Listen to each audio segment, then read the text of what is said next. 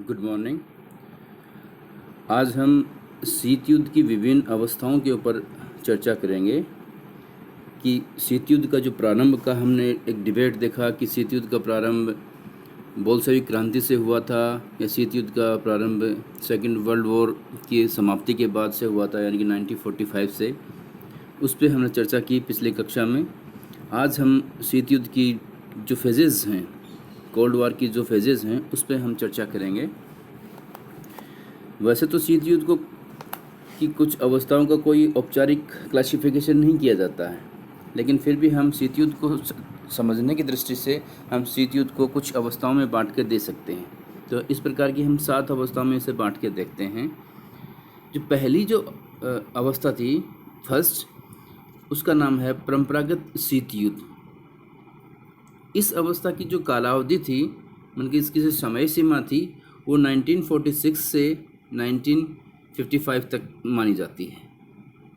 दूसरी जो अवस्था थी उसका नाम अस्थिर ब्लॉक व्यवस्था थी, जिसकी जो समयावधि है वह है 1955 से 1962 तक मानी जाती है। शीत युद्ध की तीसरी अवस्था का नाम देतांत है, अर्थात तनाव शैथिल्य। इस अवस्था की जो कालावधि थी वो 1962 से 1971 तक मानी जाती है। शीत युद्ध की चौथी अवस्था का नाम नव शीत युद्ध रखा गया है। इसकी कालावधि 1971 से 1984 मानी गई है। शीत युद्ध की पांचवी अवस्था को शीत युद्ध का अवसान अर्थात देतांत सेकंड का नाम दिया गया है, और इसकी जो कालावधि वह मानी गई है वह है 1984 से 1991। शीत युद्ध की अगली अवस्था है, यानी कि छठी जो अवस्था है, उसका नाम है आर्थिक शीत युद्ध, और इस आर्थिक शीत युद्ध अवस्था की जो कालावधि है वह है 1991 से 2000, यानी कि 1991 to 2000।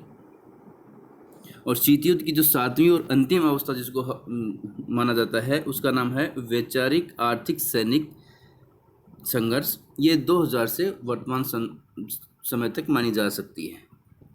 तो इस प्रकार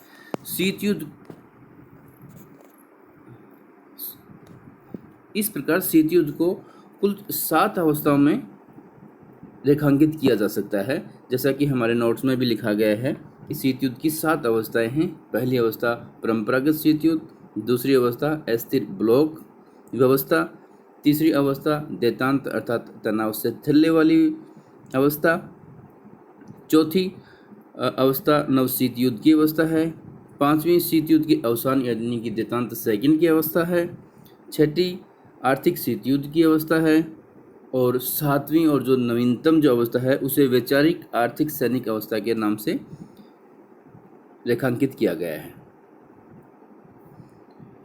अब हम अगर पहली अवस्था पे डिस्कस करें तो पहली अवस्था का नाम है परंपरागत शीत युद्ध, जिसकी कालावधि है 1946 से 1955। परंपरागत शीत युद्ध में दो महाशक्तियां, मतलब एक तो सोवियत संघ और दूसरी संयुक्त राज्य अमेरिका, यानी कि यूएसए और यूएसएसआर, ये दो अवस्था। अर्थात परंपरागत शीत युद्ध में दोनों महाशक्तियों के मध्य सैनिक व वैचारिक दोनों प्रकार का द्वंद्व देखा जा सकता है। दोनों प्रकार का द्वंद्व था यहाँ पे। एक सैनिक प्रकृति का था, दूसरा आइडियोलॉजिकल बेसिस पे भी इनके बीच में कॉन्फ्लिक्ट था। सैनिक शीत युद्ध का क्या मतलब है? सैनिक शीत युद्ध के अंतर्गत अमेरिका और सोवियत संघ अर्थात दोनों महाशक्तियाँ की सैनिक गतिविधियों को शामिल किया जा सकता है। यानी कि सैनिक शीत युद्ध के अंदर दोनों सुपर पावर की जो मिलिट्री एक्सरसाइज थे, मिलिट्री ऑपरेशंस थे, उनको इसमें शामिल किया जा सकता है। जैसे अमेरिका द्वारा संचालित कुछ गतिविधियों का हम जिक्र इसमें कर सकते हैं। अमेरिका द्वारा संचालित सैनिक गतिविधियों में जैसे हम 3 महत्वपूर्ण उसकी सैनिक गतिविधियाँ, ऑपरेशन, उसकी ऑर्गेनाइजेशन का जिक्र कर सकते हैं। नंबर 1 नाटो, नंबर 2 सीएटो अर्थात SEATO, नंबर 3 सेंटो। तो अमेरिकी गुट के द्वारा शीत युद्ध के जो परंपरागत शीत युद्ध का काल था, उसमें 3 महत्वपूर्ण सैनिक संगठनों का निर्माण किया गया, जिसके माध्यम से अमेरिकी गुट अपनी गतिविधियों का संचालित कर रहा था और शीत युद्ध को एक उष्णता की तरफ ले जा रहा था। तो हम सबसे पहले डिस्कस करते हैं यहाँ पे नाटो, NATO। नाटो का मतलब होता है नॉर्थ, इसका एब्रीवेशन है North Atlantic Treaty Organization. NATO का गठन 4 अप्रैल 1949 को हुआ था। साम्यवाद के विरोध के लिए अमेरिका ने इस नाटो संगठन का निर्माण किया गया, जिसका पूरा नाम नॉर्थ अटलांटिक ट्रीटी ऑर्गेनाइजेशन है।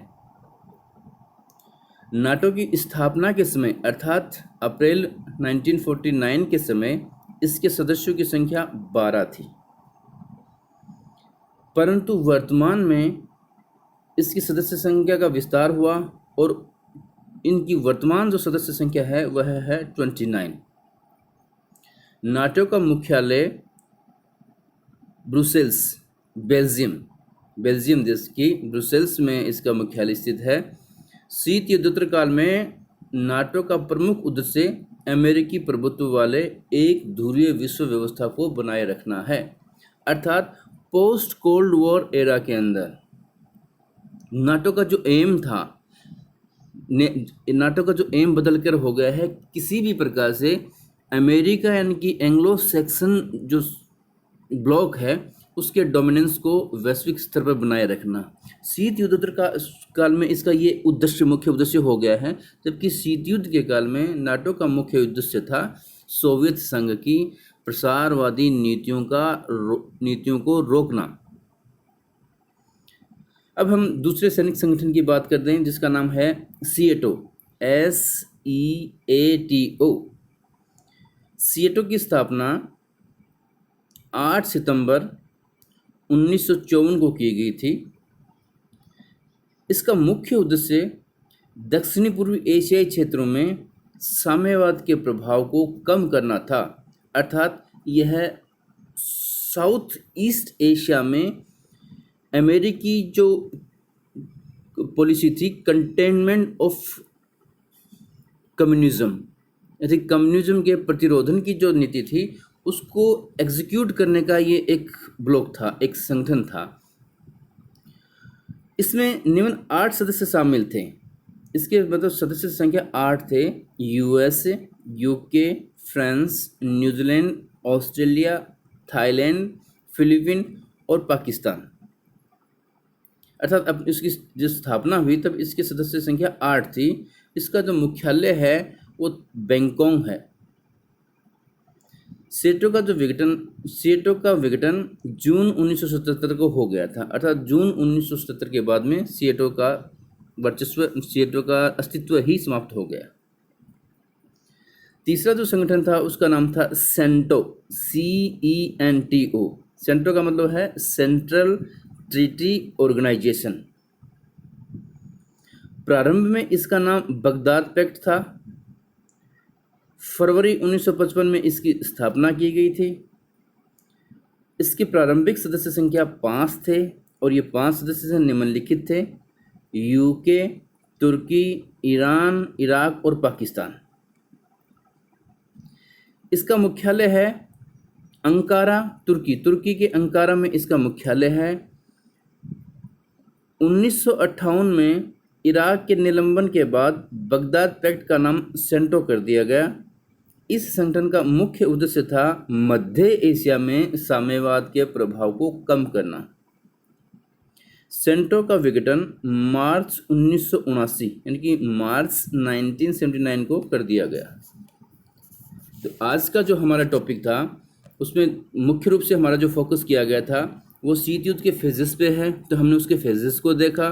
फिर उसके बाद में हमने जो पहला फेज था ट्रेडिशनल कोल्ड वार, तो उसमें हमने जो यूरोप वेस्टर्न ग्रुप की तरफ से जो एक्टिविटीज़ की गई, विशेष रूप से मिलिट्री बेसिस एक्टिविटीज़, उनके बारे में जिक्र किया गया और इसमें 3 महत्वपूर्ण संगठनों का जिक्र किया गया। Thank you.